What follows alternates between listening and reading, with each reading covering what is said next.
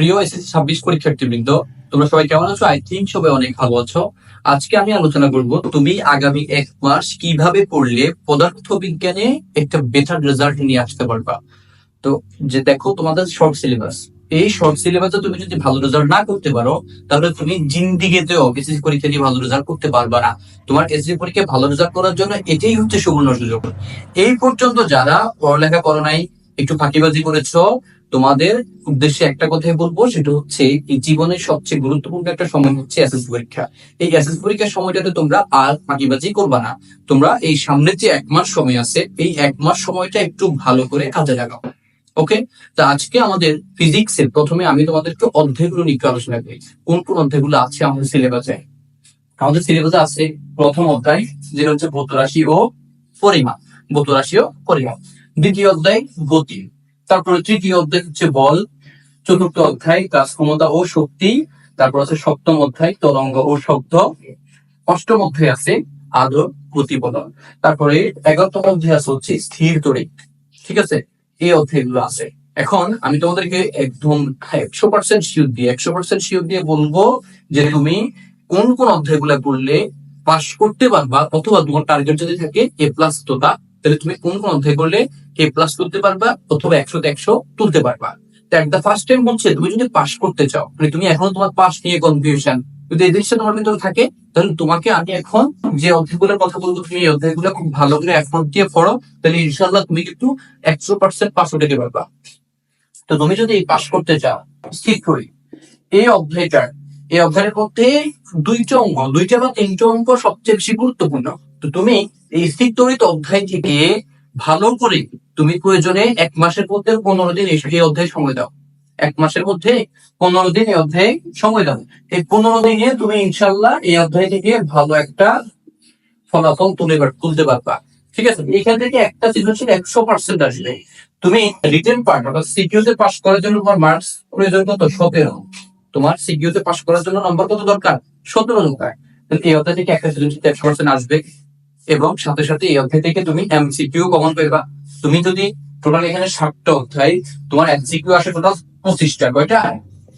25টা। তুমি যদি 25কে 7 দ্বারা যদি ভাগ দাও, মোটামুটি প্রতি অধ্যায় থেকে 3.something হয় কি, তুমি মোটামুটি প্রতি অধ্যায় থেকে 3টা করে এমসিকিউ পাইবা। 100% প্রতি অধ্যায় থেকে 3টা করে এমসিকিউ পাইবা। তাহলে তুমি এই অধ্যায় থেকে 3টা এমসিকিউ পাইবা, আবার একটা সৃজনশীল পাইবা। তাহলে এই অধ্যায় থেকে তুমি 13 নম্বর কিন্তু কমন পাচ্ছ, 13 নম্বর।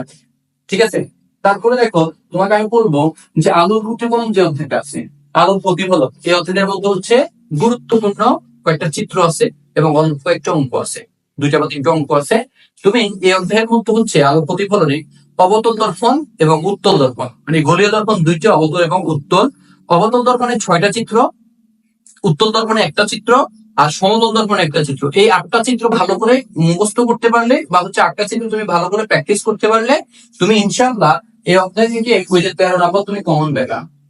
13 নম্বর কি পাইবা? কমন পাইবা। তাহলে তুমি যদি এই অধ্যায় থেকে, আমি সৃজনশীলটা ধরি, মানে রিটেন পার্টটা ধরি, এখানে 10 এখানে 10, তাহলে তুমি কত পাচ্ছ?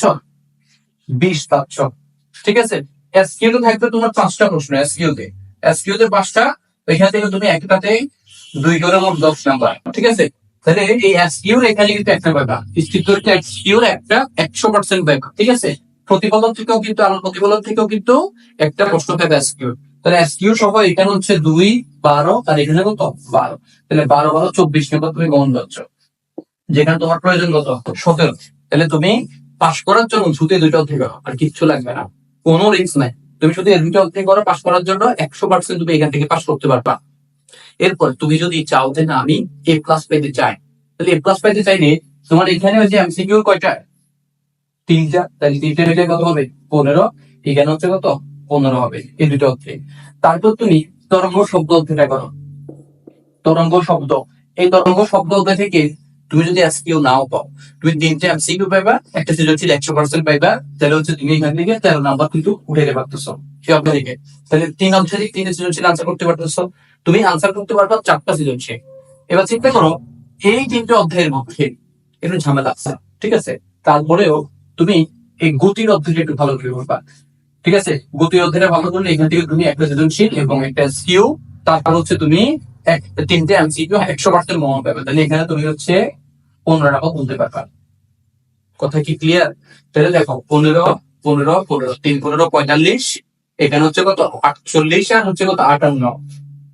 তুমি এখানে কত পাচ্ছ? 58 পাচ্ছ। কত পাচ্ছ তুমি? 58 পাচ্ছ। তাহলে তোমার এ ক্লাসের জন্য আর কত প্রয়োজন? 22 নাম্বার প্রয়োজন। তো তুমি তো মোটামুটি নির্দ্বিধায় প্র্যাকটিক্যালি 22 নাম্বার পাইতে পারবা। সাধারণত আমাদের এই স্কুল কলেজের টিচাররা ওরা কিন্তু কখনো চায় না তাদের স্টুডেন্টরা খারাপ রেজাল্ট করুক বা হচ্ছে ফেল করবে, এটা কখনোই চায় না। তাহলে তুমি কি ওই যে 22 নাম্বার মানে প্র্যাকটিক্যাল নাম্বারটা শুধু সাবজেক্ট থাকে, প্র্যাকটিক্যাল নাম্বারটা ছাত্ররা দিয়ে দেয়। তাহলে ওই জায়গা থেকে মিনিমাম একেবারে কম দিলেও কোনো স্টুডেন্ট যদি একবারে কমও দেয় তখন তাকে 23 নাম্বার 22 নাম্বার মাস্ট দিবে। তাহলে 22 নাম্বার এখানে করে নিতে পারতেছো, তাহলে তুমি 80 নাম্বার এখান থেকে পেয়ে যাচ্ছ। অর্থাৎ এই ক্লাসটা কিন্তু কনফার্ম। কয়টা অধ্যায় করতে হবে?